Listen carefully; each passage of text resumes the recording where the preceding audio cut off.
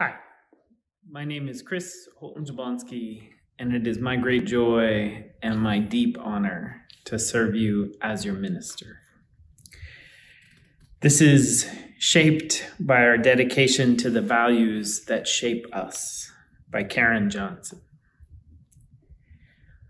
We will get through, not unscathed to be sure. Too much has already been lost. Too many beloveds have been lost, so not unscathed, but a new kind of whole. The kind that only emerges from the going through it, from the wrestling with it, from the demanding something in exchange for what we lose, making clear what we claim, making clear what we demand in return is not personal gain or revenge, but a blessing, shaped by our loves and our losses, our sorrows and our joys, our failures and our triumphs. A blessing shaped by our bodies and minds, by our singing and dancing, by our praying and listening, by the beauty we persist in co-creating, the justice we insist upon. A blessing shaped by our dedication to the values that shape us, unremitting compassion, a joyful and radical inclusion, a preferential option for the poor and marginalized, a deep and wide dismantling of white supremacy, honoring the great mystery of life with appreciation and humility, and a commitment to collective liberation that frees us all. A blessing for us all. I love in the beginning how she says, not unscathed, but a new kind of whole. I think this is part of my new goal for this home stretch of the pandemic. To emerge not unscathed, but a new kind of whole. But it is the latter part that I especially want to get into a little bit with you today. When she speaks of a blessing shaped by our bodies and minds, by our singing and dancing, our praying and listening, by the beauty we persist in co-creating, the justice we insist upon. This is so much of our purpose here together. This beauty we persist in co-creating, this justice we insist upon. This beauty, this justice. Now, more than ever, this matters. I find myself fed by beauty, nourished and sustained by beauty. We recently had a school vacation, and as such, we were going down at my mother's house on the way to a bit of time away, and I took the dog for a walk and was struck by a vision as I rounded a corner and beheld a neighbor's garage. This was during one of our recent snowstorms, so the contrast was even more stark with the blanket of white all around. In a rainbow of bright colors, they had drawn an explosion of flowers and multicolored letters and proclaimed then 36 days to spring. And it stopped me in my tracks. I was so grateful for the explosion of color amidst the white blanket of gray.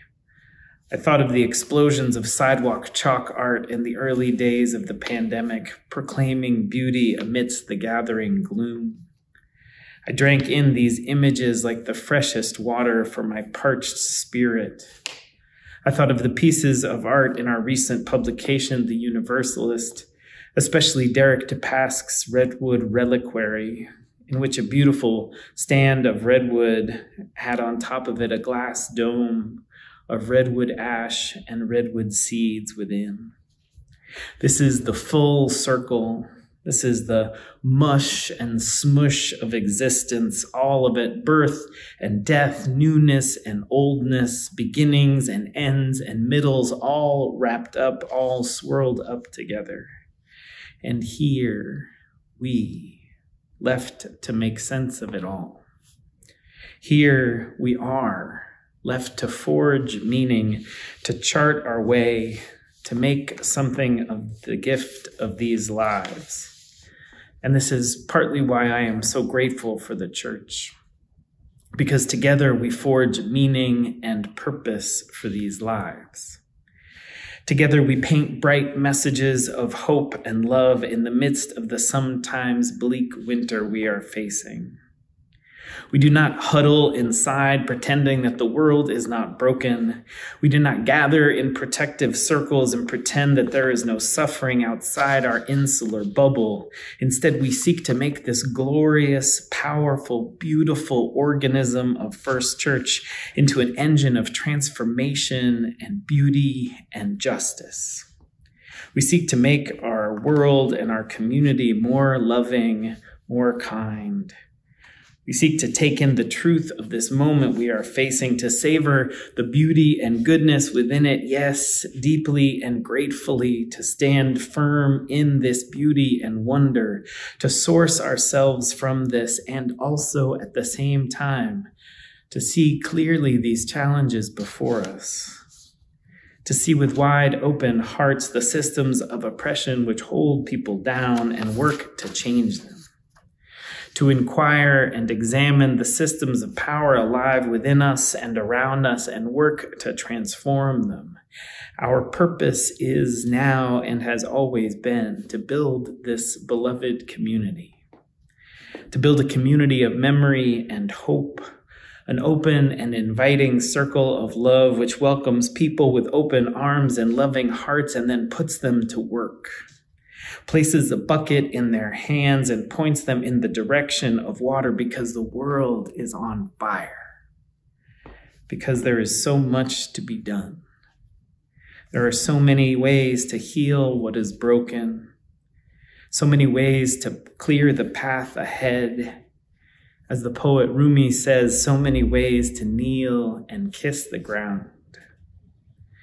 The larger context is this. The poem begins, "Today, like any other day, we wake up empty and frightened. Don't open the door to the study and begin reading. Take down a musical instrument. Let the beauty we love be what we do. There are hundreds of ways to kneel and kiss the ground. The breeze at dawn has secrets to tell you. Don't go back to sleep. You must ask for what you really need. Don't go back to sleep." Here we are, awake like never before, not unscathed, but soon a new kind of whole. I am so grateful for each and every one of you. So grateful for the beginning of this chapter. So grateful for all that is possible. May we not go back to sleep. May we seek this new kind of whole. May we serve and bless with all that we have and all that we are. So much love to you all. Amen.